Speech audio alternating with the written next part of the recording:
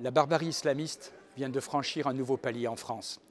En décapitant Samuel Paty, l'islamisme a encore fait preuve de cruauté sanguinaire. Cette cruauté, nous la connaissions déjà. Des martyrs de l'école Ozar Torah, de l'assassinat du père Hamel à l'attentat de Charlie Hebdo, sans oublier nos policiers, nos militaires et tous nos compatriotes victimes de cette barbarie, le nombre de Français morts à cause de l'islamisme fait froid dans le dos. Mais l'assassinat de Samuel Paty marque bien une nouvelle étape dans l'horreur.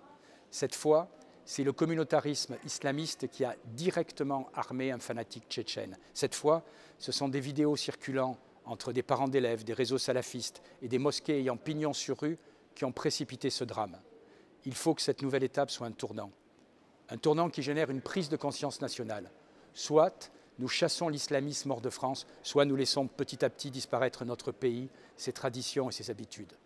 Pour chasser l'islamisme, il faut tarir sa source et interrompre immédiatement l'immigration depuis les pays où cette idéologie règne en maître. La France doit cesser d'ouvrir systématiquement ses portes aux Pakistanais, aux Afghans, aux Tchétchènes, demain peut-être aux Ouïghours. La France doit expulser au motif simple de la protection de l'ordre public toutes les personnes étrangères qui évoluent dans le milieu de l'islam radical. Et je rappelle qu'il n'y a pas besoin de condamnation pénale pour cela. Face au terrorisme, les grands débats, les commissions, les projets de loi sont souvent une manière de ne pas affronter la barbarie en face. Malheureusement, pendant que les ministres français prétendent faire preuve de fermeté dans les médias nationaux, ici, à Bruxelles, ils soutiennent le nouveau pacte sur l'immigration.